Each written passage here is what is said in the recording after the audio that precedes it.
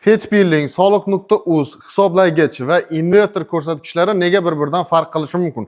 Keling tushuna olishga harakat qilamiz. Hechbilling bizga faqat oy oxirida import va eksportni hisob-kitob qilib, bizga umumiy hisobni beradi. Ya'ni kunlik emas, biz umumiy oylikka ishonishimiz kerak bo'ladi. Ikkinchisi soliq.uz bu subsidiya, ya'ni biz elektr energiyani sotganimizda ehtiyojdan ortiq sotgan energiyamizni har bir kilovatiga 1000 so'mdan hisob-kitobni beradi va uni ham hisob-kitobi tasdiqlanishi, hisob-kitoblar o'tilishi hisobiga oy oxirida balki 2-3 kun kechikibroq chiqishi mumkin va ilovalarni o'zini ishlashi bor, o'shani hisobiga ham ozroq adashishi mumkin. Endi hisoblagich bo'ladigan bo'lsa, hisoblagich aynan aniq hisob-kitobni beradi bizga, qaysidir ma'noda ilovalardan ko'ra.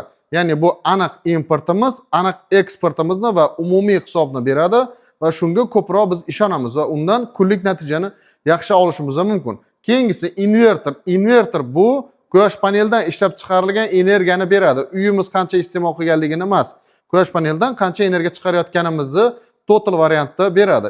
Deylik bizda iste'moldan ortib tarmoqqa 12 kWh elektr energiya ketgan va kechasi tarmoqdan 10 kWh elektr energiya olingan va quyosh paneldan to'g'ridan-to'g'ri invertor orqali uyga 18 kWh ketgan. Endi qaysi nimani ko'rsatadi?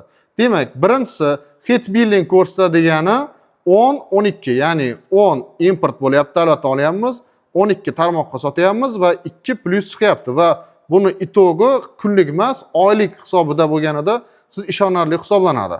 Endi soliq.uz ham xuddi shu ishni qiladi, lekin asosan bizga plus minusda, ya'ni bizda plus 2 turibdi. Umumiy 10 ni olganmiz, 12 ni berganmiz. Plus 2 kWh chiqyapti. Kunlik uchun oylik qandaydir bir qiymatda chiqadi.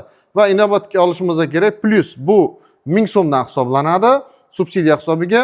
Minus bo'ladigan bo'lsa, masalan deylik 600 so'mdan yoki tarif bo'yicha hisoblanadi. Bu plusda ham minusda ham 1000 so'm emas. Endi uchinchisi bu hisoblagich. Bizga masalan EX18 da bo'ladigan bo'lsa, u holatda 180 da import turadi, 10, 280 da eksport turadi, 12 va 1570 da total 2 chiqadi. Umumiy 2 hisob-kitob bo'lishi mumkin. Mana shu yerda sal razlika beradi, lekin bunda siz kunlik hisobni ham olishingiz mumkin. To'rtinchisi bu 30 kWh chiqaryapti, bu invertorniki. Ya'ni u invertor sizga uyga 18 kW beryapti, tarmoqqa 12 kWh chiqaryapti. Uyga itog 28 ketyapti, uni hisobga olmaydi. Faqat uyga 18 quyosh panelidan bergani va tarmoqqa qancha chiqarganligini sizga beradi. Umumiy 30 kWh. Umid qilamanki video foydali bo'ldi. Buni nega Hechbilling, soliq yoki bo'lmasa invertor har xil ko'rsatyapti deyotganlarga jo'natib qo'yamiz. Masalan, deylik bu holatda bizda hozir invertorimiz deyarli energiya ishlab chiqarmagan, davlatga energiya sotmagandek ko'rilyapti. Lekin bir kunning o'zida invertordan siz 30 kWh elektr energiya olyapsiz.